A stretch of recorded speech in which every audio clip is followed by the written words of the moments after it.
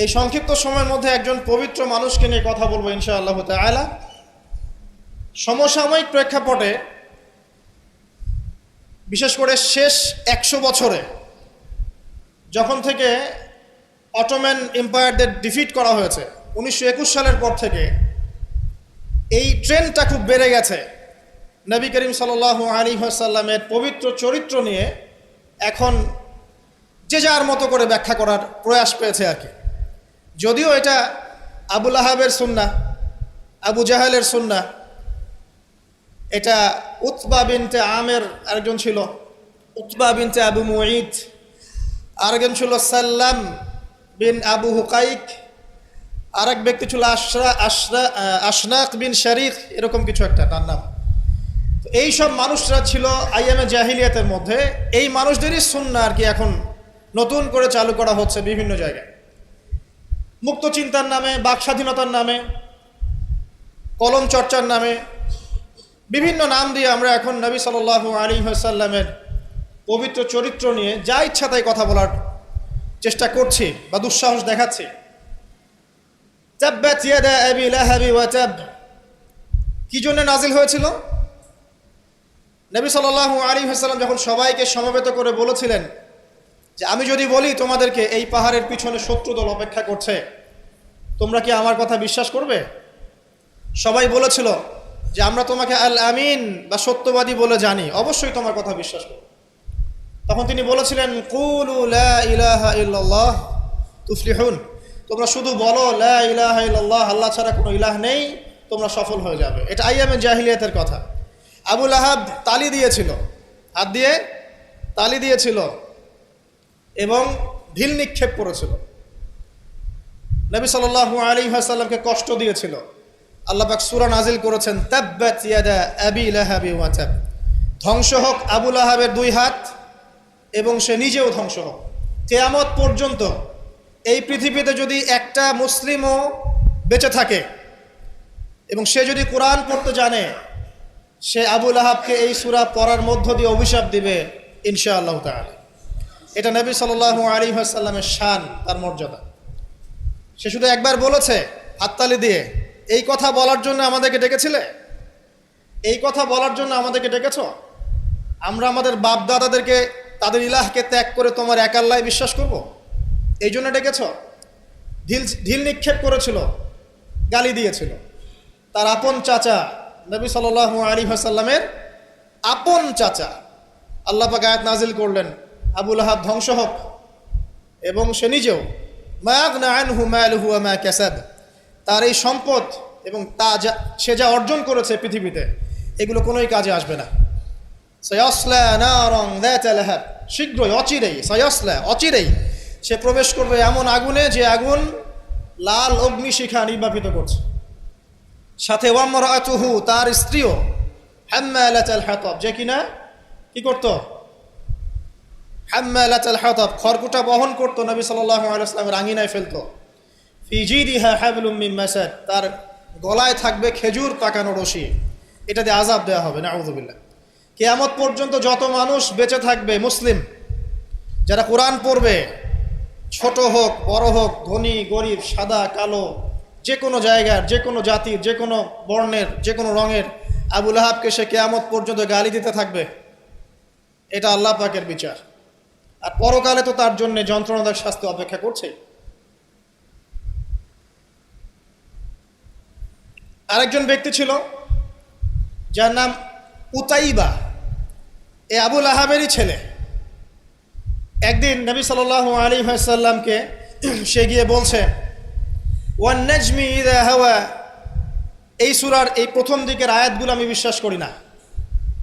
এক পর্যায়ে নবী সাল্লাল্লাহু আলাইহি ওয়াসাল্লামের সাথে বাকবিতণ্ডা করতে লাগলো।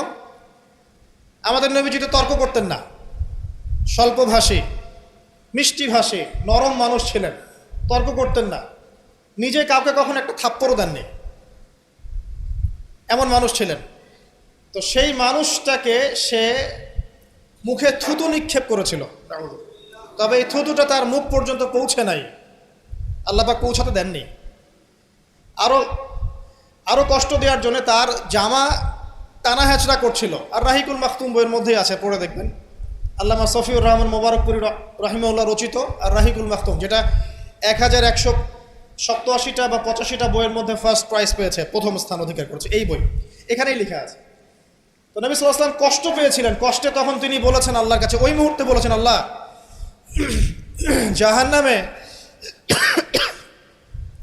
জাহান্নামে তোমার যে কুকুরগুলো আছে, জাহান্নামে কুকুর আছে আযাব দেওয়ার জন্য, এগুলোর মধ্যে একটা এর পিছনে আল্লাহ তুমি লেলিয়ে দিও। এটা বদদুয়া করেছেন নবী সাল্লাল্লাহু আলাইহি ওয়াসাল্লাম। আমাদের কিছু সুশীল আছে, তারা বলতে চায় যে নবী সাল্লাল্লাহু আলাইহি ওয়াসাল্লাম কখনো কটু ভাষা ব্যবহার করতেন না, কখনোই না। প্রয়োজন বোধে নবী সাল্লাল্লাহু আলাইহি ওয়াসাল্লাম বদদুয়াও করেছেন। প্রয়োজন বোধে নবী সাল্লাল্লাহু আলাইহি ওয়াসাল্লাম টানা 1.5-2 মাস ধরে বদদুয়া করেছেন। কোথায়? রাজির ঘটনা। রাজি একটা ঝর্ণার নাম বা একটা কূপের নাম, এক একজন এক একভাবে ব্যাখ্যা করে। এখানে 10 জন সাহাবীকে চোরাগুপ্তা হামলা চালিয়ে হত্যা করা হয়। একদল লোক এসে বলেছিল, আপনার সাহাবীদের মধ্যে এমন কিছু সাহাবীকে পাঠান যাদেরকে আমাদের কওমে নিয়ে গেলে ইসলাম শেখা যাবে, মুআল্লিম। নবী সাল্লাল্লাহু আলাইহি ওয়াসাল্লাম 10 জন সাহাবীকে পাঠিয়েছিলেন। এই 10 জনকে ট্র্যাপে ফেলে, এখন যেমন মুসলিমদেরকে ট্র্যাপে ফেলে হত্যা করা হয়, ট্র্যাপে ফেলে 10 জনকে হত্যা করা হয়। 3 জন ভাগ্যবশত বেঁচে যান, পাহাড়ের উপরে আশ্রয় নেন। তাদেরকে বলে, তোমরা নেমে আসো, তোমাদেরকে ছেড়ে দিব। তারা তীরের আঘাতে ক্ষতবিক্ষত ছিলেন। তারা মনে করলেন হয়তোবা তার অঙ্গীকার রক্ষা করবে, নেমে আসলেন। নামার সাথে সাথেই তাদেরকে বেঁধে ফেললো, মক্কায় বিক্রি করে দিল। তাদের মধ্যে একজনের নাম খুবাইব রাদিয়াল্লাহু আনহু। খুবাইব রাদিয়াল্লাহু আনহু, যার নাম আমাদের যুব সমাজ জানে না। আমাদের যুব সমাজ শাহরুখ খানের নাম জানে, খুবাইব রাদিয়াল্লাহু আনহুর নাম জানে না। যাকে মক্কার সবার সামনে, একটা গাছের নিচে মক্কার সবার সামনে শুলদণ্ড দিয়ে হত্যা করা হলো। শুলদণ্ড মানে পিছনের রাস্তা দিয়ে কিছু একটা লোহার দণ্ড প্রবেশ করিয়ে মাথা দিয়ে বের করে দেওয়া। এই দণ্ড দিয়ে তাকে হত্যা করা হয়েছে। হত্যা করার আগে তাকে বলা হয়েছে, তুমি কি চাও? সে বলেছে, আমি 2 রাকাত নামাজ পড়তে চাই। এবং নামাজটাকে সংক্ষিপ্ত করেছে। সংক্ষিপ্ত করে সে হাত তুলে আল্লাহর কাছে দোয়া করেছিল, আল্লাহ, উপস্থিত যারা আছে এদের একটাকেও তুমি ছেড়ো না। ওয়াকতুলহুম বাতাদা, তাদের সবাইকে তুমি সবগুলাকে এক জায়গায় করে হত্যা করো। দেখা গেছে ওই সবার লাশ বদরের কূপে পড়েছিল। বদরের পরেও যে যুদ্ধগুলো হয়েছে এগুলোতে এরা মারা গেছে। বদরের পরে যে যুদ্ধগুলো হয়েছে এর পরে এগুলো মারা গেছে। আসলে ঘটনাটা বদরের পরেই সম্ভবত। যাই হোক, আমি যেটা বলতে চাচ্ছি, খুবাইব রাদিয়াল্লাহু আনহুকে তখন অপশন দেওয়া হয়েছিল যে তোমার জায়গায় যদি মুহাম্মদ সাল্লাল্লাহু আলাইহি ওয়াসাল্লামকে হত্যা করি, তুমি কি নিষ্কৃতি নিবে? সে তখন বলেছিল রাদিয়াল্লাহু আনহু যে আমার জায়গায় মুহাম্মদ সাল্লাল্লাহু আলাইহি ওয়াসাল্লামের একটা চুলকেও যদি আঘাতপ্রাপ্ত করা হয় আমি সেটাও বরদাস্ত করব না। এবং তিনি তখন একটা কবিতা আবৃত্তি করেছিলেন, বিভিন্ন কিতাবের মধ্যে কবিতাটা আছে, ওয়ালাস্তু বালি হিনা উক্তালু মুসলিমান, আমি কোনো পরোয়াই করি না যখন আমাকে মুসলিম হিসেবে মৃত্যু দেওয়া হচ্ছে। আলাই জামিন কানাল্লাহি মাসওয়াই, যে পাশেই আমাকে পাশ ফেরানো হোক না কেন, এই পাশ আল্লাহর জন্যই। ওয়াযালিকা লিলাহ ওয়া ইয়াশা, তিনি এমন একজন ইলাহ যিনি চাইলে ইউবারিক আলা ফি কুল্লি শিলইন মুমাজ্জাআত, তিনি আমার দেহের প্রত্যেকটা হাড় এবং গোশতের টুকরায় বারাকা দিতে পারেন। তাকে এভাবে শহীদ করা হয়। তো এই 10 জনকে ট্র্যাপে ফেলে হত্যা করা হয়েছিল। খুবাইব রাদিয়াল্লাহু আনহু তাদের মধ্যে একজন। খেয়াল করে দেখেন, নবী সাল্লাল্লাহু আলাইহি ওয়াসাল্লাম এই ঘটনার পরে 1 থেকে 1.5 মাস তিনি টানা বদদুয়া করেছেন এই কওমকে যেন আল্লাহ পাক ধ্বংস করে। ঠিক আরেকটা ঘটনা এর কয়েক মাস পরে ঘটে যায়, এর নাম বীরে মাউনার ঘটনা। বীরে মাউনা একটা জায়গার নাম, যেখানে একইভাবে দিন শেখার কথা বলে দায়ীদেরকে ডেকে নিয়ে এসে 70 জন দায়ীকে একসাথে হত্যা করা হয়েছে ট্র্যাপে ফেলে। এই জিনিসগুলো হিস্ট্রির কথা মনে করিয়ে দেয় আমাদেরকে। ইসলামের ইতিহাস পড়ে দেখেন, মঙ্গলরা, ওইদিকে রোমকরা, বাইজেন্টাইনরা বিভিন্ন সময় মুসলিমদেরকে ভেবে ট্র্যাপে ফেলে হত্যা করেছে। মসজিদে ঢুকিয়ে চারদিক থেকে মসজিদকে পুড়িয়ে দিয়েছে, আগুন দিয়ে দিয়েছে। এরকম অনেক ঘটনা ঘটেছে ইতিহাসে। আব্বাসীয় খেলাফতের সময় মঙ্গলরা যখন আক্রমণ করেছিল, মাত্র 40 দিনের ব্যবধানে 10 থেকে 20 লক্ষ মানুষকে হত্যা করেছে, সবাই মুসলিম। একটা কথা মনে পড়ে যায় ঘটনাটা বলতে গেলেই, ওই সময় আব্বাসীয় খেলাফতের যে মানে আমির ছিলেন বা খলিফা ছিলেন, তারা মোটামুটি দুনিয়া পূজারী হয়ে গিয়েছিলেন আর কি। দুনিয়ার যে মোহ তাদের মধ্যে ঢুকে গিয়েছে, ধন সম্পদ জমা করে করে এক একজন স্তূপ করেছিল আর কি। তো মঙ্গল যে কমান্ডার ছিল, যে হত্যা করেছে, সে আব্বাসীয় খলিফাকে তখন হেসড়ে নিয়ে এসে বলছে, কি চাও? সে বলছে, আমি পিপাসার্ত, পানি চাই।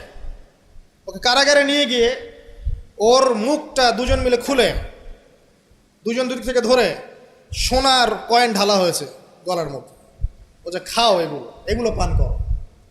ওই মঙ্গল কমান্ডার, যে মঙ্গল, ওই যে হালাকু খায়ের নাম শুনেছেন, চেঙ্গিস খা হালাক, ওদের বংশধর, সে বলছিল যে এই যে ধন সম্পদগুলো তোমরা জমা করেছিলে, মুসলিমদেরকে বলছে, মুসলিম খলিফাকে, এই ধন সম্পদগুলো তোমরা যে জমা করেছিলে, এইগুলো যদি নিজেরা জমা না করে তোমাদের জনগণের কল্যাণে ব্যয় করতে, তারা আজকে তোমার পক্ষে যুদ্ধ করতো। এখন এগুলো খাও, পানি নাই।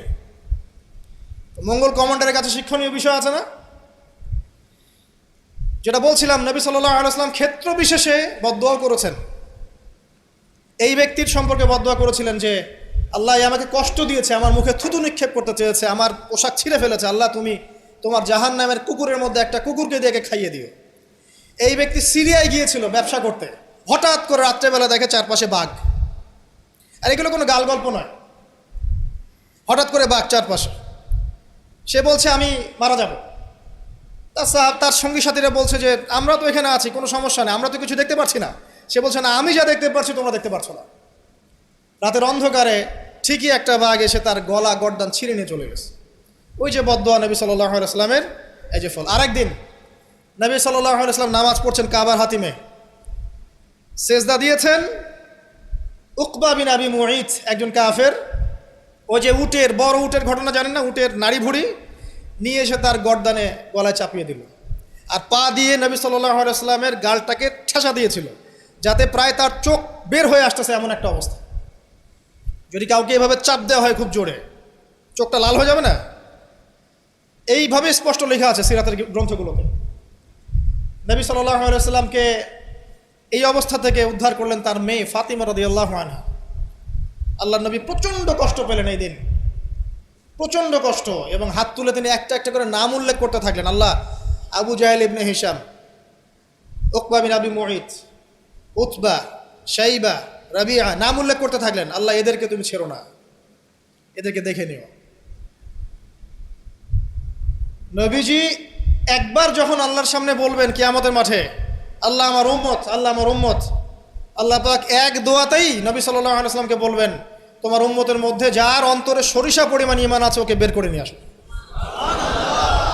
সেই মানুষ যদি বদদুয়া করে নাম ধরে, তাদের কি অবস্থা হবে এবার চিন্তা করেন। সেই মানুষের শান, তার মর্যাদা, তার চরিত্র নিয়ে কেউ যদি কথা বলে, কটূক্তি করে, তার অবস্থা পরকালে কি হবে চিন্তা করেন। দুনিয়াতে হয়তো কিছু হবে না, হয়তো পার পেয়ে যাবে, এই দুনিয়াটা চূড়ান্ত ফলাফলের জায়গা নয়। আর মুসলিমরা এখন দুর্বল, তাদের আল্লাহর কাছে দোয়া করা ছাড়া এখন কোনো অপশনও নাই। দোয়ার অনেক অনেক ক্ষমতা আছে। নবী সাল্লাল্লাহু আলাইহি ওয়াসাল্লাম দোয়া করলেন, এই 10 জন ব্যক্তির লাশ বদরের প্রান্তরে পাওয়া গেছে। আবু জেহেল দেখবেন বদরের নিহত হয়েছে, উতবা, শাইবা, সবগুলা বদরের কূপে। এবং কূপে যখন তাদেরকে ফেলা হয়েছে, নবী সাল্লাল্লাহু আলাইহি ওয়াসাল্লাম কূপের পাশ দিয়ে যাওয়ার সময় বলছিলেন, তোমরা কি তোমাদের জাযা পেয়ে গেছো? তখন সাহাবীরা বলছেন, ইয়া রাসূলুল্লাহ, তারা তো মাইয়িত, তারা তো শুনতে পাচ্ছে না, আপনি কার সাথে কথা বলছেন? নবীজি বললেন, অবশ্যই তারা আমার কথা শুনছে এখন। আরেকজন ব্যক্তি ছিল যে নবী সাল্লাল্লাহু আলাইহি ওয়াসাল্লামকে নিয়ে এই কবিতা, গল্প, নৃত্য, মেয়েদেরকে নাচাতো, এসব তৈরি করতো, মক্কা ছড়াতো। তার নাম আশনাক বিন শারিক।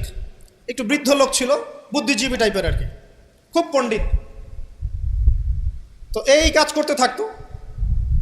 নবী করিম সাল্লাল্লাহু আলাইহি ওয়াসাল্লাম বদদুয়া করেছিলেন, প্লেগ, বসন্ত, গায়ে পচন ধরার মধ্য দিয়ে লোকের মৃত্যু হয়েছে। আরও আছে, বলতে গেলে অনেক সময় চলে যাবে, আপনাদের খুতবার সময় খুব শর্ট, আমি অন্য টপিকে যেতে যাচ্ছি আর কি। আমি বলতে যাচ্ছি, এই আইয়ামে জাহেলিয়াত থেকে এটা চলে আসছে। নবী করিম সাল্লাল্লাহু আলাইহি ওয়াসাল্লামকে জীবিত অবস্থায় এই 23 বছরে মোট 16 বার হত্যা করার চেষ্টা করা হয়েছে। কতবার? এবং তাকে এই 23 বছরের নববী জীবনে প্রায় 15টা গালি খেতে হয়েছে। সাহের, জাদুকর, কাযযাব, মহামিথ্যাবাদী, ফারিকুল জামাত বিভক্তকারী, ঐক্য বিনষ্টকারী, অনেক কথা শুনতে হয়েছে, 15টার মতো। কাবা ঘরে যখন তিনি তাওয়াফ করছেন মক্কা বিজয়ের পর, তখনও তাকে চোরাগুপ্ত হামলা চালিয়ে হত্যা করার চেষ্টা করা হয়েছে। তিনি বসে আছেন, তার সামনে তরবারি নিয়ে গেছে, আল্লাহ ওহির মাধ্যমে জানিয়ে দিয়েছেন, তিনি বলেছেন তরবারি কি জন্য এনেছো? আমাকে হত্যা করার জন্য। সাথে সাথে সে মুসলিম হয়েছে।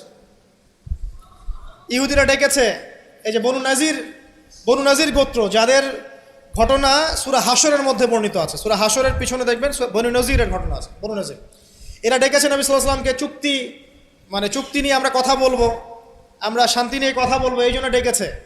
নবী করিম সাল্লাল্লাহু আলাইহি ওয়াসাল্লাম আবু বকর ওমর রাদিয়াল্লাহু আনহুকে নিয়ে গিয়েছেন, দেয়ালের পাশে বসেছেন, উপর থেকে পাথর ফেলে হত্যা করার চেষ্টা করা হয়েছে।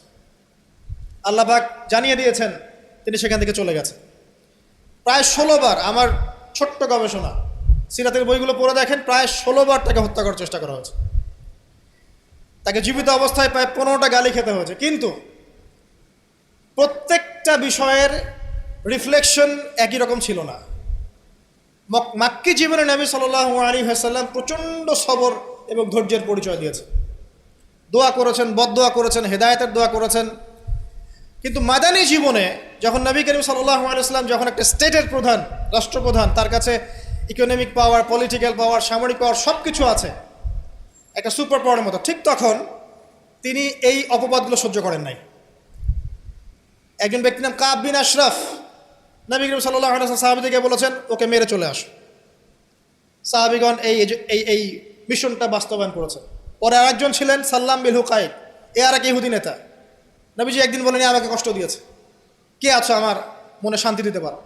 3 জন সাহাবী চলে গেলেন। খায়বারের দুর্গের মধ্যে ঢুকেই তার কেসাস করা হয়েছে।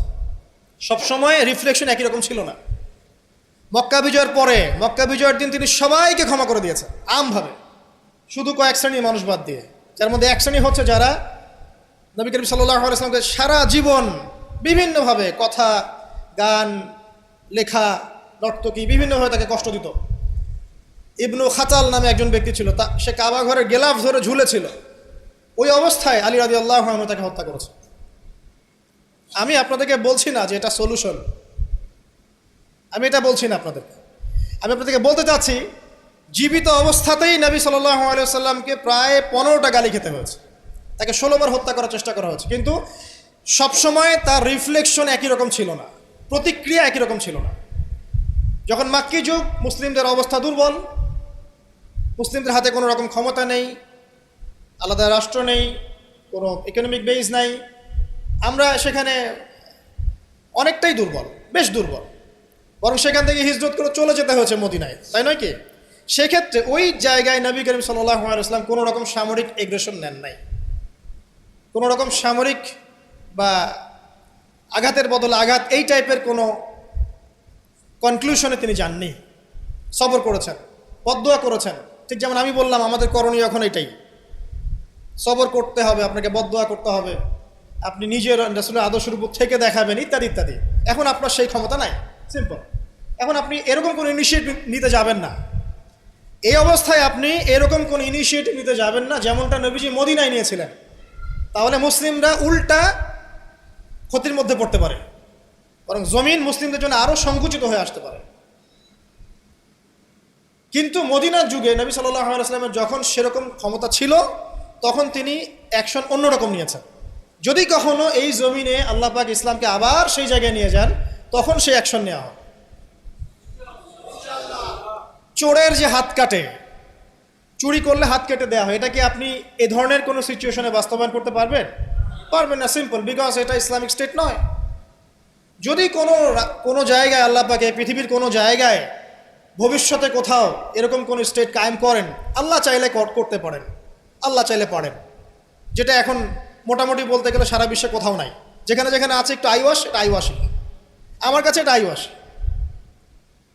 কারণ চোরের হাত কেটে যদি আমি ইহুদিদের সাথে বন্ধুত্ব করি, তাহলে এটা কতটুকু ইসলামিক রাষ্ট্র হলো সেটা আল্লাহ ভালো জানে। কথা বুঝতে পারছেন? চোরের হাত কাটলাম ঠিকই, কিন্তু আমি এদিকে আমার ইকোনমিক সেকশনে, সামরিক সেকশনে সব ইহুদি খ্রিস্টানদের সাথে আমি বন্ধুত্ব করে রেখেছি, এটা কতটুকু ইসলামিক স্টেট আল্লাহ ভালো জানে। যাই হোক, ওদেরকে নিয়ে মাথা ব্যথা নাই।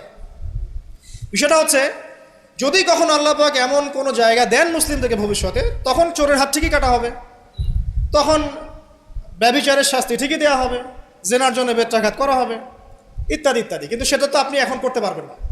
তাই এখন কোনো আত্মঘাতী অবস্থায় যাবেন না, এটা সবচেয়ে বড় কথা। আমার আগে সবচেয়ে প্রথম নসিহত, নবী করিম সাল্লাল্লাহু আলাইহি ওয়াসাল্লামকে নিয়ে অনেক কথাবার্তা হচ্ছে, চারপাশে হবে, এমন কোনো আত্মঘাতী পদক্ষেপ নেবেন না যাতে ইসলাম আরও সংকুচিত হয়, মুসলিমদের অবস্থা আরও খারাপ হয়ে যায়। এখন কি করবেন সেটা আমি আগে বলছি। প্রথম কথা হচ্ছে, এখন আপনাকে আমাকে নিজেকে আগে নবী সাল্লাল্লাহু আলাইহি ওয়াসাল্লামের সুন্নতের উপর দাঁড়াতে হবে। আমি প্রতিদিন ক্লিন শেভ করি, আর নবী সাল্লাল্লাহু আলাইহি ওয়াসাল্লামকে কেউ কটূক্তি করেছে, তাকে নিয়ে আমার মাথা ব্যথার শেষ নাই। আগে নিজের গালে দাড়ি নিয়ে আসো তুমি। আমি 5 ওয়াক্ত সালাতই আদায় করি না, ইসলামকে নিয়ে কেউ যদি ব্যঙ্গ করে, আমি এমন শোডাউন শুরু করি যাতে মনে হয় আমি একমাত্র পাক্কা মুসলিম, আর কেউ মুসলিমই না। আগে নামাজ পড়েন 5 ওয়াক্ত, নবীর সুন্নাহগুলো নিজের উপর আগে ইমপ্লিমেন্ট করেন, নিজের উপর আগে বাস্তবায়ন করেন। সবার আগে এটা কাজ আমাদের। দ্বিতীয় কাজ কি? নিজের পরিবারের মধ্যে ইসলামের নবী সাল্লাল্লাহু আলাইহি ওয়াসাল্লামের যে সুন্নাহগুলো আছে এটা বাস্তবায়ন করা। এখানে তো কেউ আপনাকে চাপ প্রয়োগ করছে না। আপনি চাইলে আপনার পরিবারটাকে ইসলামিক পরিবার হিসেবে গড়ে তুলতে পারেন। এটা আপনার প্রথম দায়িত্ব, প্রথম দিকের কাজ। নবীর সুন্নাহর উপর থেকে মানুষকেও সুন্নাহর দিকে ডাকা, এটা কাজ। নবীর আদর্শে নিজে আগে এস্টাবলিশ হয়ে দেখানো যে এটাই নবীর সুন্নাহ। আজকে আমাদেরকে দেখলে অনেক সময় মানুষ বাজে মন্তব্য করে, মুসলিমরা যে মাপে কম দিচ্ছে, মুসলিমরা মজুদ করছে, মুসলিমরা সুদ খাচ্ছে, মুসলিমরা ঘুষ নিচ্ছে, মুসলিমরা দুর্নীতি করছে, মুসলিমদের দিকে আঙ্গুল তুলছে সবাই। এই জিনিসগুলো কি নবীর আদর্শ? আমরা তো নিজেরাই নবী করিম সাল্লাল্লাহু আলাইহি ওয়াসাল্লামের আদর্শের উপর অ্যাপ্রোপ্রিয়েটলি থাকতে পারছি না, তাহলে আমরা কি সত্যিকার অর্থেই আদর্শ উম্মাহ হতে পেরেছি? আমাদের প্রথম কাজ আগে এইটা, আগে নিজের উপর এটা ইমপ্লিমেন্ট করা।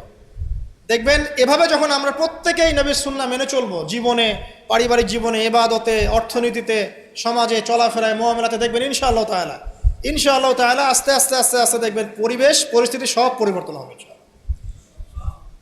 তাই প্রথম নসিহত, অনেকেই কিছু উগ্রপন্থী কমেন্ট করে থাকেন ফেসবুকে, এইটা ওইটা, এগুলোতে যাবেন না প্রিয় ভাইয়েরা। এগুলো আমাদের দিনের জন্য উল্টা ক্ষতি ডেকে আনবে।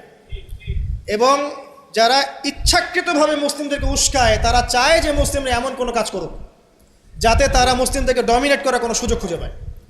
আত্মঘাতী কোনো পদক্ষেপে যাবেন না, এটা আমার প্রথম নসিহত।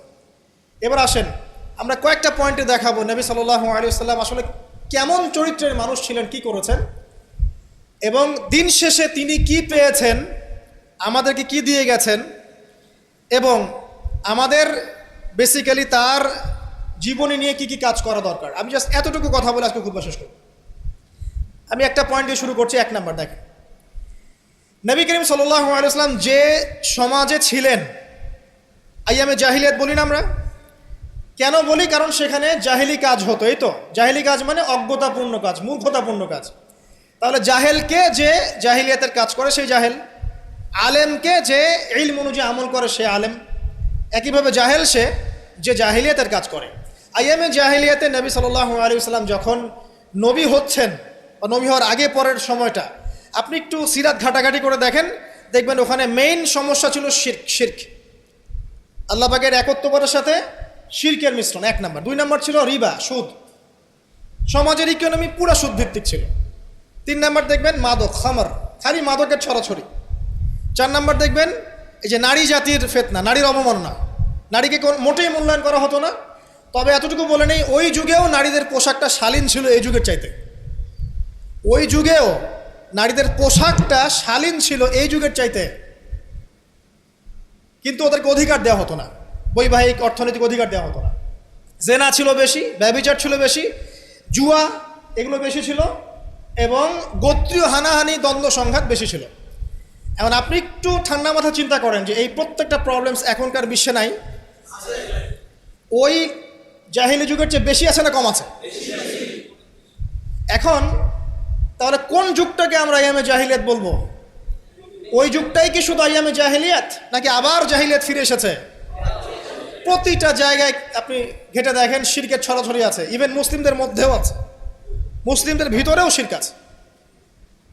প্রতিটা ডিপার্টমেন্ট ঘাটেন রিবা আর রিবা, সুদ ছাড়া আমরা চলতে পারি না। সুদ খাবো আর বলবো যে নবীকে গালি যারা দিয়েছে ওদেরকে হত্যা করো, এই কথা বলছি আমরা, তাই না? নিজে আবার সুদখোর। তুমি নিজেই তো আল্লাহ এবং তার রাসূলের সাথে যুদ্ধ করছো। আল্লাহ পাক কি বলেছেন? যে ব্যক্তি সুদ ছাড়ছে না সে কার সাথে যুদ্ধ করছে? আল্লাহ এবং তার রাসূলের সাথে যুদ্ধ করছে। তাহলে কোন মুখ নিয়ে আমি কথা বলতে পারি যখন আমি নিজেই রিবা খাই? পরিবর্তনটা কোথায় দরকার ভাই? নিজেদের আগে না? আচ্ছা, এখন দেখেন সারা ওয়ার্ল্ড রিবা কেন্দ্র। আমি এটা নিয়ে এখন ব্যাখ্যা করতে যাচ্ছি না। এরপরে মাদক, আপনারাই ভালো জানেন যে প্রত্যেকটা যুব সমাজের এই যে সেক্টর, স্কুল লেভেলের বাচ্চারা পর্যন্ত এখন ভয়াবহ সব মাদক সেবন করছে। এগুলো নামও শুনিনি আমরা কখনো। মাদকদ্রব্য নিয়ন্ত্রণ অধিদপ্তর তাদের যত কাজ করছে, ক্লান্ত হয়ে যাচ্ছে, তাও মাদক থামাতে পারছে না। প্রশাসনের লোকজন মাদকের পিছনে রেড দিতে দিতে, মিশন চালাতে চালাতে ক্লান্ত হয়ে যাচ্ছে। একটাকে ডিফেন্ড করছে, আরেকটা নতুন মাদক আসছে। দেখবেন এগুলো কি পরিকল্পিত না? একটা যুব সমাজকে ধ্বংস করার জন্যে। তো দেখেন ওই জাহেলিয়াত এখন নাই। নারীর যে ফিতনা, অবমাননা, এটা কি আগের চেয়ে বেড়েছে না কমেছে? এই সংক্ষিপ্ত সময় আমি ব্যাখ্যা করতে যাচ্ছি না, আপনারা ভালো জানেন বেড়েছে না কমেছে। মেয়েদের পোশাক, এখন মেয়েদের পোশাক আছে না ছেলেদের পোশাক? পোশাক পরেও মেয়েরা নগ্ন থাকছে না? ফ্যামিনিস্ট রেভলিউশনের কারণে মেয়েরা ছেলেদের জায়গা নিয়ে নিয়েছে না? সমাজে জেনা বেড়েছে, পরকীয়া বেড়েছে, ধর্ষণ বেড়েছে। এর বিপক্ষে পশ্চিমারা কোনো সমাধান দিতে পেরেছে? নবী সাল্লাল্লাহু আলাইহি ওয়াসাল্লামের বহু বিবাহ নিয়ে যারা কথা বলে, তাদের দেশে 91% মেয়ে ধর্ষণের, 91% যে রেপ হয়, 100% রেপের মধ্যে 91% মহিলা। এবং যাদের বয়স 20 বছরের কম, 18 বছরের কম, 18 বছরের কম প্রায় 46% সম্ভবত আমি দেখলাম মেয়ে রেপের শিকার হয়েছে। ওই সভ্যতায় যারা আমাদেরকে শিখায় যে ইসলামে বহুবিবাহ কেন নবী সাল্লাল্লাহু আলাইহি ওয়াসাল্লাম এতগুলো বিয়ে করেছেন, তারা শিখায়। বাদ দেন, ওইদিকে আমি যাচ্ছি না। মূল কথা বলছি যে এই জাহেলিয়াতের সমাজটাকে নবী সাল্লাল্লাহু আলাইহি ওয়াসাল্লাম পরিবর্তন করেছিলেন কিনা? কত বছরের মধ্যে? মাত্র 23। আমাকে একটা সমাজবিজ্ঞানী দেখান, একটা রাজনৈতিক নেতা দেখান, একটা অর্থনীতিবিদ দেখান, একটা দার্শনিক দেখান, একজন মহামানব দেখান, একটা লিডার দেখান, যে মাত্র 23 বছরের ব্যবধানে পুরো আইয়ামে জাহিলিয়াতকে এমনভাবে পরিবর্তন করেছেন যে মক্কা বিজয়ের পরে না মক্কায় কোনো শিরক আছে, না কোনো সুদ আছে, না কোনো মাদক আছে, না কোনো নারীর হেনস্থা অবমাননা আছে, না বেপর্দা অশ্লীলতা আছে, না জেনা আছে, না ব্যভিচার আছে, না গোত্রীয় হানাহানি দ্বন্দ্ব আছে। একটা মানুষ দেখান সারা বিশ্বে। চরিত্র কি নিয়ে গঠিত হয়? শুধু কি বিবাহ কেন্দ্রিক বিষয় নিয়েই চরিত্র গঠিত? মানুষের চরিত্র বলতে আমরা কি বুঝি? তার কথা, তার কাজ, তার আকীদা, তার আচরণ, তার ইবাদত, তার মুআমালাত, তার সামাজিক ব্যাপার স্যাপার, তার সিলাতুর রাহিম, তার সমাজ জ্ঞান, তার অর্থনীতির জ্ঞান, তার পলিটিক্যাল জ্ঞান, সব কিছু মিলেই তো একটা মানুষের ক্যারেক্টার।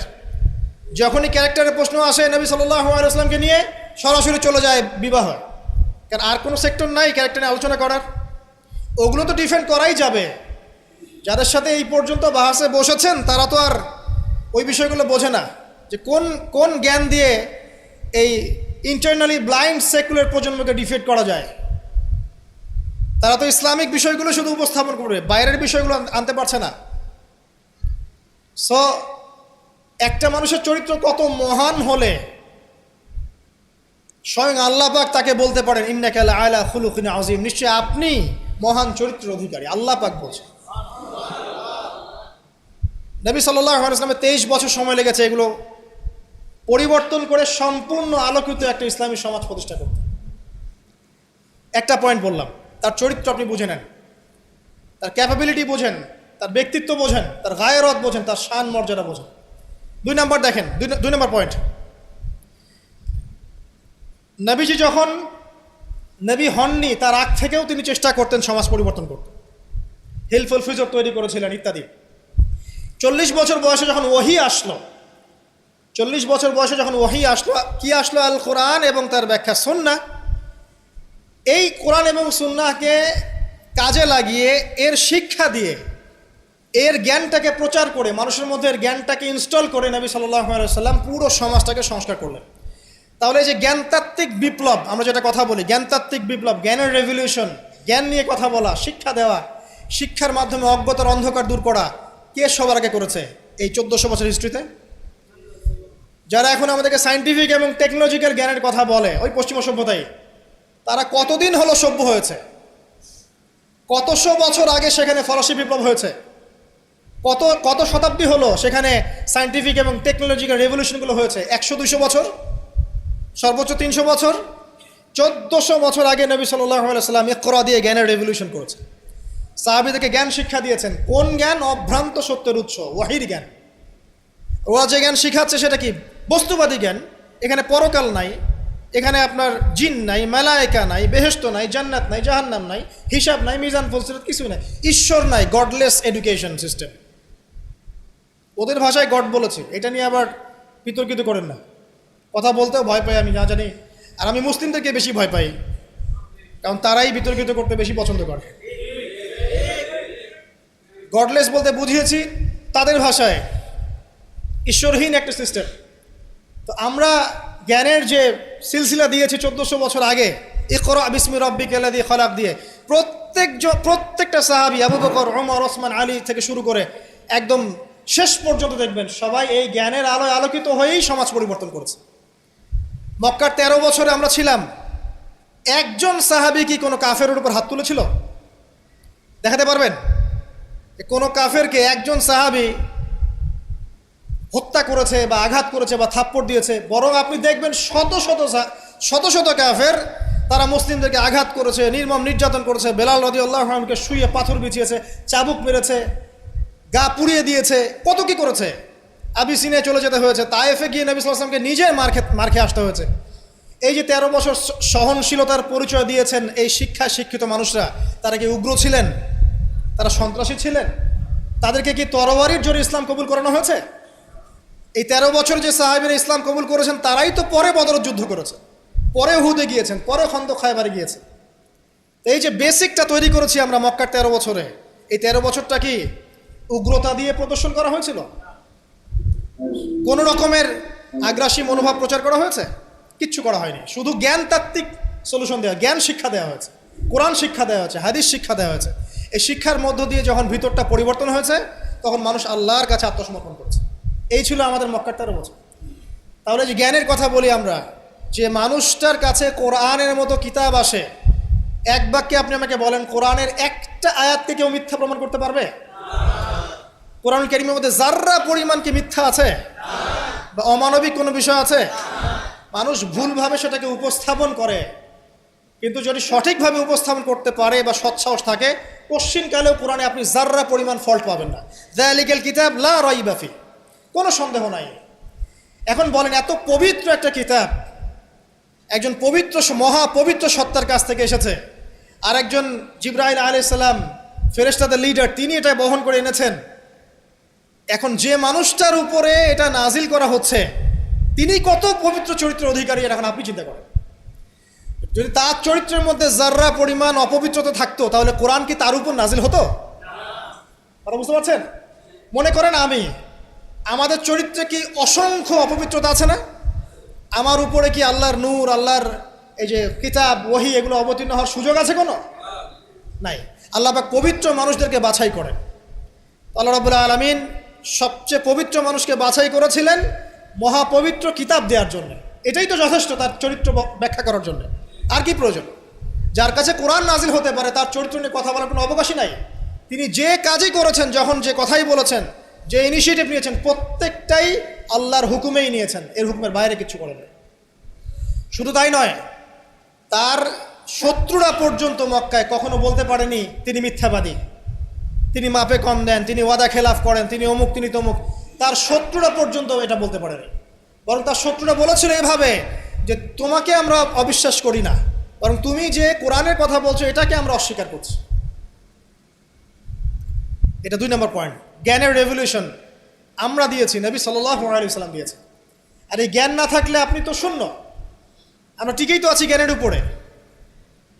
আর একটা বিষয় সবার কান খুলে শুনে রাখা উচিত, পবিত্র কোরআন এবং সহিহ সুন্নাহ বা নবী সাল্লাল্লাহু আলাইহি ওয়াসাল্লামের সুন্নাহর মধ্যে এমন কোনো বিষয় নাই যেটা ব্যাখ্যা করা হয়নি। এটা মানতে যদি আপনার আপত্তি থাকে, আমরা আপনার সাথে লড়াই করব না, আমরা আপনার সাথে ঝগড়া করব না, বিবাদ করব না, আপনাকে আঘাতও করব না। কিন্তু আপনাকে বিনয়ের সাথে বলবো, আপনি আরও 10 বার স্টাডি করেন, আপনি আরও 10 বার স্টাডি করেন, কোরআন এবং সুন্নাহকে আরও 10 বার স্টাডি করেন। আপনি খুঁজে পাবেন ইনশাআল্লাহ কোরআন এবং সুন্নাহর মধ্যে কোনো রকমের ভুল ত্রুটি, মানবতা বিরোধী কিচ্ছু নেই। আল্লাহ পাক আমাদের সবাইকে বোঝার তৌফিক দান করুন। এগুলো রাখেন তো ভাই, কে এই বুদ্ধি দিচ্ছে? আপনি রাখেন, এটা রাখেন।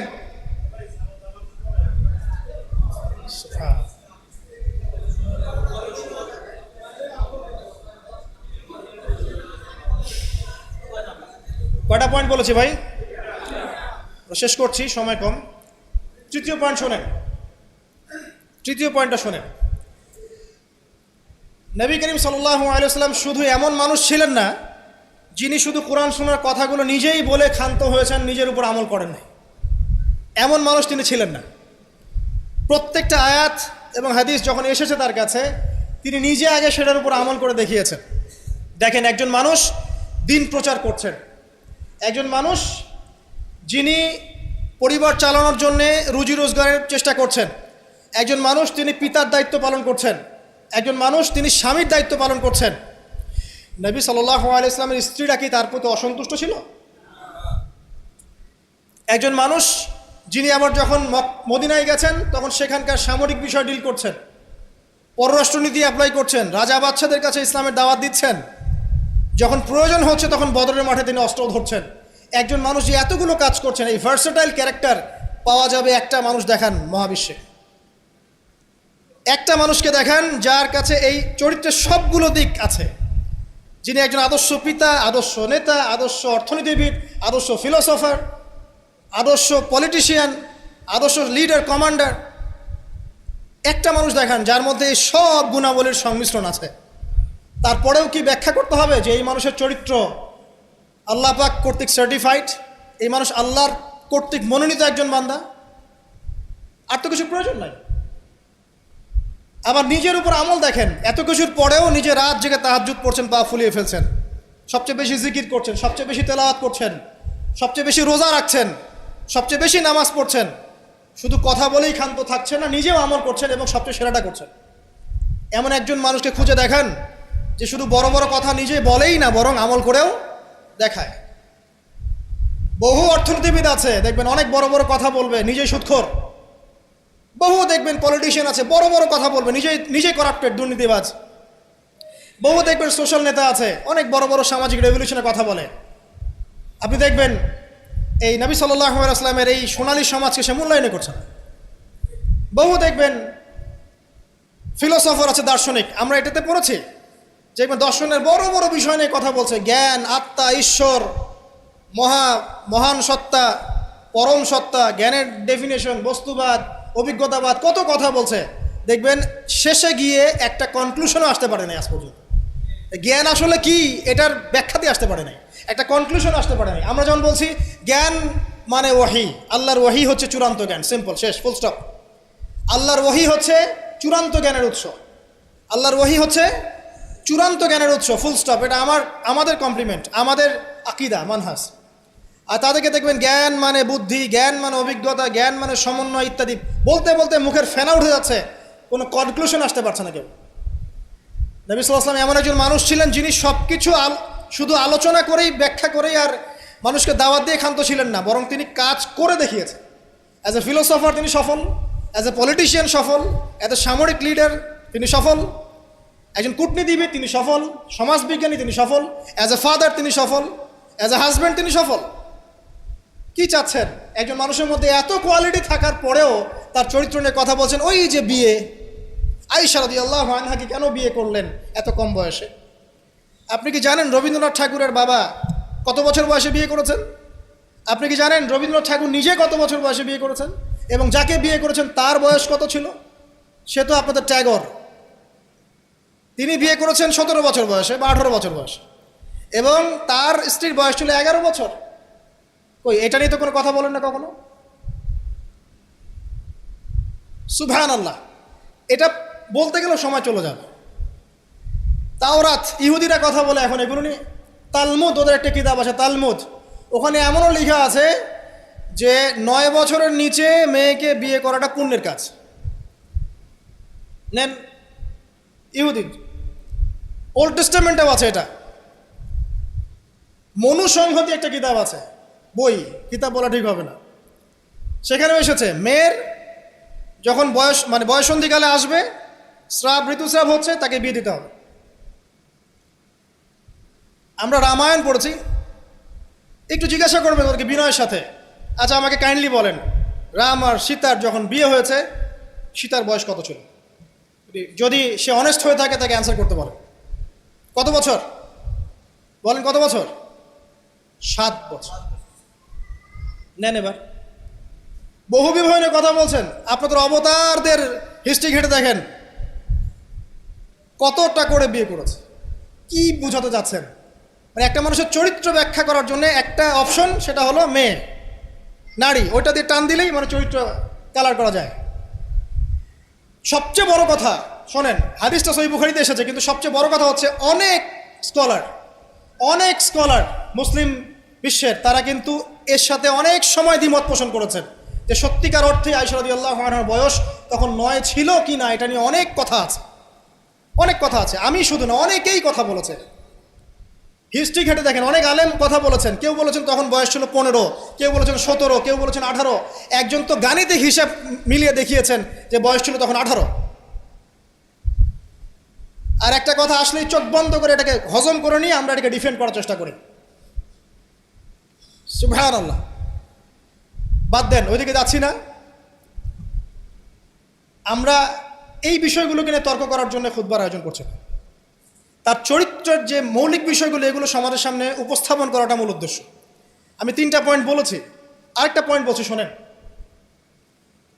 নবী করিম সাল্লাল্লাহু আলাইহি ওয়াসাল্লাম এই যে 23 বছরের জীবনীটা কথা বলেছি, প্রথম 3 বছর গোপনে দাওয়াত দিয়েছেন, এরপর প্রকাশ্যে দাওয়াত দিয়েছেন, ধৈর্যশীল ছিলেন, সবর করেছেন, মার খেয়েছেন, নিজের মাতৃভূমি ছেড়ে চলে গেছেন,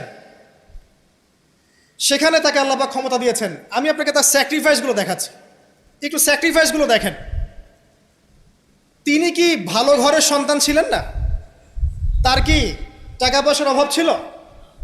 তার স্ত্রী খাদিজা রাদিয়াল্লাহু আনহা, যাকে তিনি 40 বছরের একজন নারীকে তিনি বিয়ে করেছেন, এই জায়গায় কিন্তু তাদের কোনো কথা নাই, আছে?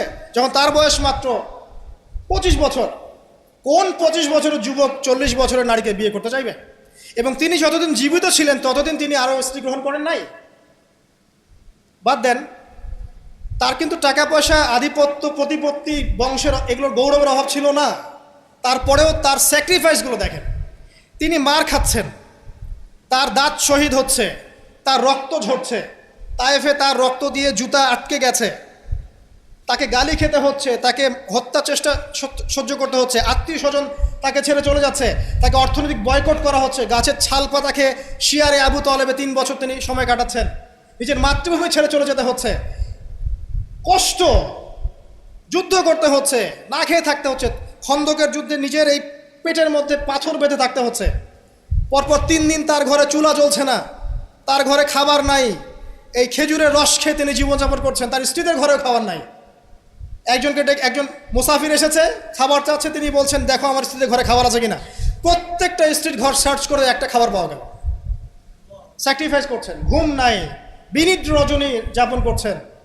এই যে শারীরিক কষ্ট, মানসিক কষ্ট, অর্থনৈতিক কষ্ট, দেশ ত্যাগ করা, এই যে কঠিন সবর, সংগ্রাম, মুজাহাদা, তার স্বার্থটা কি আমাকে বল? তার কি স্বার্থ? এখানে নবী সাল্লাল্লাহু আলাইহি ওয়াসাল্লামের ব্যক্তি স্বার্থটা কোথায়? তাকে তো আল্লাহ পাক মাকামে মাহমুদ দিয়েছেন, জান্নাতের সর্বোচ্চ মাকাম আল্লাহ পাক তাকে দিয়েছেন। ইন্না আতাইনাকাল কাউসার, তোমাকে আমি কাউসার দিয়েছি, সম্মান দিয়েছে, মর্যাদা দিয়েছে। আলাম ইয়াজিদকা ইয়াতীমান ফাআওয়া ওয়া ওয়াজাদাকা দাল্লান ফাহাদা ওয়া ওয়াজাদাকা আইলান ফাগনা। আছে না সূরা? আলাম নাশরাহ লাকা সাদরাক ওয়া ওয়াদা'না আনকা ওয়িজরাক আল্লাযী আনকাযা যাহরাক ওয়া রাফা'না লাকা যিকরাক। তার জিকির, তার স্মরণকে সম্মানিত করা হয়েছে। সারা দুনিয়ার মানুষ তার নাম শুনলে সাল্লাল্লাহু আলাইহি ওয়াসাল্লাম পড়ে। প্রত্যেকটা মুসলিম এই উম্মতে মুহাম্মাদের মধ্যে, মুসলিম বা নন মুসলিম, হুয়েভার হি ইজ, তার মৃত্যুর পরে তার চেহারা তাকে দেখানো হবে, বলা হবে এই ব্যক্তিকে যাকে তোমাদের কাছে পাঠানো হয়েছে। তিনি আমাদেরকে ভাই বলে সম্বোধন করছেন। তিনি বলছেন, কাশ আমি আমার ভাইদেরকে দেখতে পেতাম। সাহাবীরা বলছেন, আমরা কি আপনার ভাই নই? তিনি বলছেন, না, তোমাদের পরে যারা আসবে আমাকে না দেখেই বিশ্বাস করবে এরা আমার ভাই। সব নবীকে দোয়া কবুলের এখতিয়ার দিয়ে দেওয়া হয়েছে। সব নবী দোয়া দুনিয়ায় করে ফেলেছেন।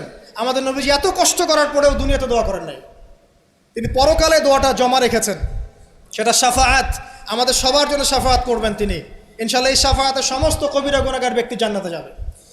আমাকে বলেন, সব নবী যখন ইয়া নাফসি করবে, স্বয়ং নবীরা পর্যন্ত, এই নবীর মধ্যে আদম আছেন, নূহ আছেন, মূসা ঈসার মতো নবী আছেন আলাইহিস সালাম, ইব্রাহিম আলাইহিস সালামও আছেন, আবুল আম্বিয়া ওয়াল মুরসালিন, তখন তিনি বলবেন ইয়া উম্মতি ইয়া উম্মতি। এখন আমাকে বলেন তার স্বার্থ কোথায়?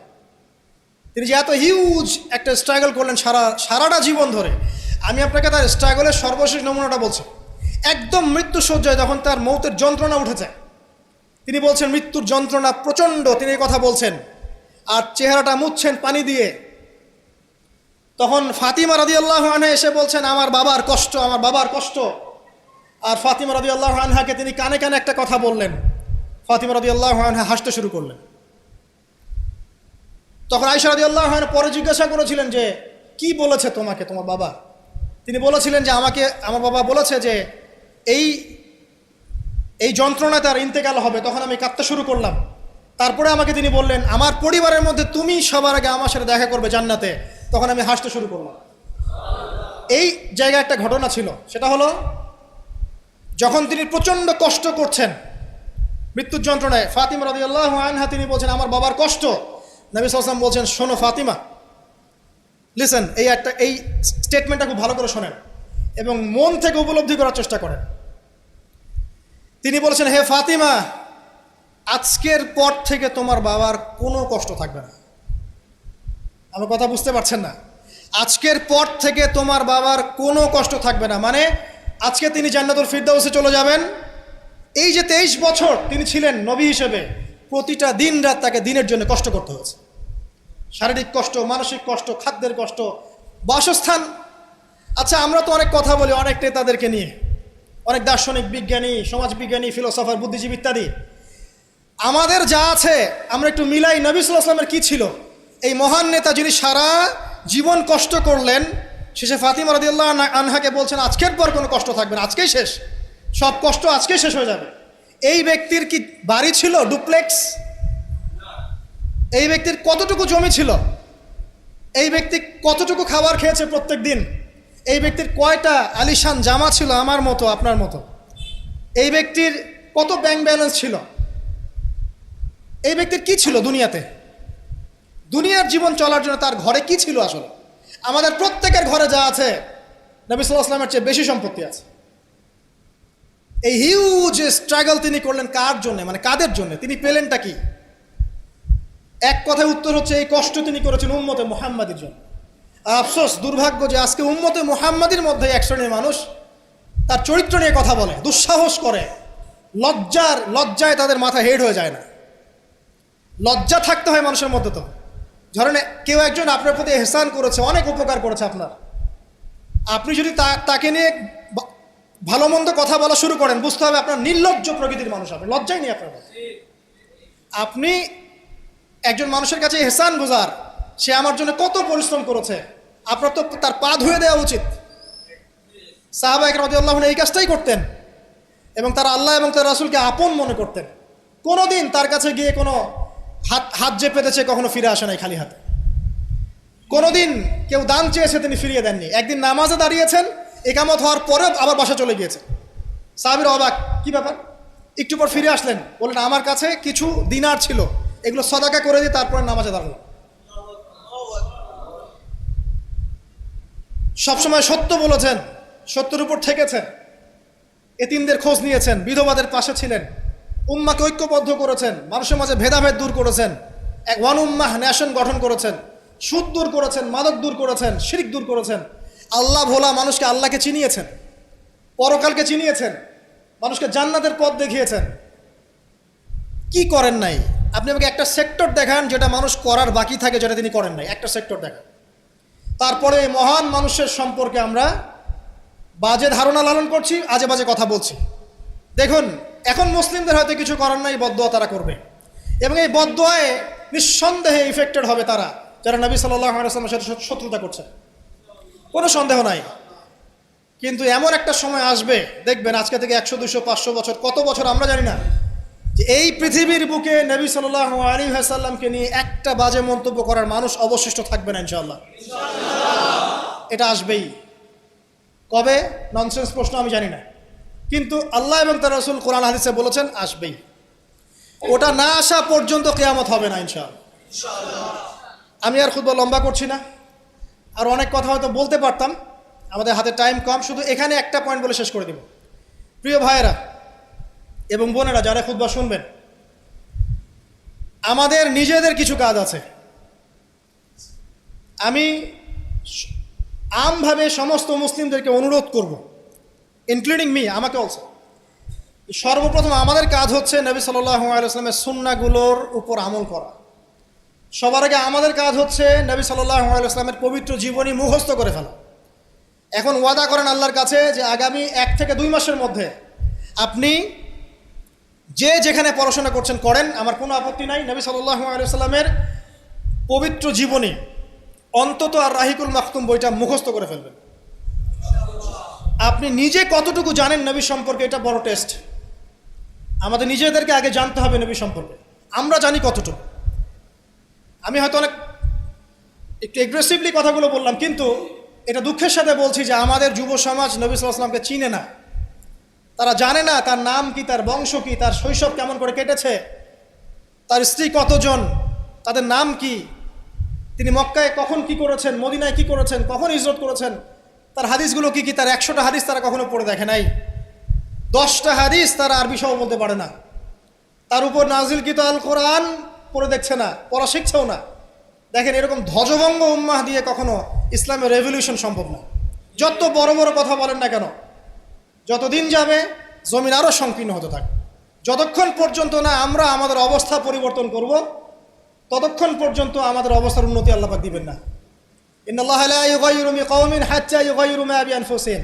আল্লাহ পাক কোনো কওমের অবস্থা ততক্ষণ পরিবর্তন করেন না যতক্ষণ তারা নিজেরা তাদের অবস্থা পরিবর্তনের চেষ্টা না করে। অতএব প্রথম কাজ আমাদেরকে আমাদের নবী সম্পর্কে জানতে হবে। আপনার প্রতিবাদের ভাষা হবে জ্ঞানের মধ্য দিয়ে। আমি নবী সাল্লাল্লাহু আলাইহি ওয়াসাল্লাম সম্পর্কে জানবো, তার হাদিসগুলো মুখস্থ করব, তার সুন্নাহ মাফিক চলবো, চলে দেখাবো, এটাই আমার প্রতিবাদ। কথা কি বুঝতে পারছেন? এটাই হবে আমার প্রতিবাদ, যে আমি নবী সম্পর্কে জানবো, তার সিরাত ছোটস্থ মুখস্থ করে ফেলবো, নবীজি জীবনী সম্পর্কে জানবো, তার সম্পর্কে যে বাজে কথাগুলো বলা হয় এগুলোর কাউন্টার জবাব দেওয়ার জ্ঞান আমার থাকবে। আমি তার হাদিসের উপর আমল করব, মানুষকে দাওয়া দিব, এটাই হবে আমার প্রতিবাদ। প্রতিবাদের অনেক ভাষা থাকে, শুধু উচ্চবাচ্য করলেই প্রতিবাদ হয় না। নিজেদেরকে আগে আমাদেরকে তার আদর্শের উপর এস্টাবলিশ হতে হবে, তখন গিয়ে ওই আয়াতের উপর আমল হবে। লাকাদ কানা লাকুম ফি রাসূলিল্লাহি উসওয়াতুল হাসানাহ। এবং এই উসওয়াতুল হাসানা আমরা জীবনের সব ক্ষেত্রে বাস্তবায়নের চেষ্টা করবো ইনশাআল্লাহু আযজা ওয়া জাল। প্রিয় ভাইরা, রাসূলের সিরাত পড়ুন, সিরাত মুখস্থ করুন, নবী সাল্লাল্লাহু আলাইহি ওয়াসাল্লামের হাদিসগুলো মুখস্থ করুন, পড়ুন। কোরআন অবশ্যই পড়া শিখুন, কোরআনের দাওয়াত মানুষকে দিন। উগ্রপন্থায় যাবেন না, একই সাথে শৈথিল্যতাবাদীও হবেন না, মধ্যম পন্থায় থাকেন, ইসলামের দিকে মানুষকে ডাকতে থাকেন। রাতারাতি কোনো ফলাফল পাওয়া যায় না, আস্তে আস্তে আস্তে আস্তে দেখবেন ফলাফল আসবে। নিজেদের সন্তানদেরকে কোরআন শেখান, হাদিস শেখান, নবীর আদর্শ শেখান, মসজিদ মাদ্রাসাগুলো গড়ে তোলেন, আবাদ করেন, সিলেবাসে পরিবর্তন আনেন, আধুনিকতা নিয়ে আসেন। যে জ্ঞান অর্জন করলে তারা দুনিয়া আখিরাত দুটি অর্জন করতে পারবে, এই জ্ঞানে তাদেরকে শিক্ষিত করেন। এবং ইলমের সাথে, প্রজ্ঞার সাথে, নূর বসিরার সাথে, মাউইজাতুল হাসানা, এগুলো দিয়ে আপনি ইসলামের দুশমনদের মোকাবেলা করেন। আল্লাহ পাক আমাদের সবাইকে নবী সাল্লাল্লাহু আলাইহি ওয়াসাল্লামের আদর্শবান হওয়ার তৌফিক এনায়েত করুন, আমিন।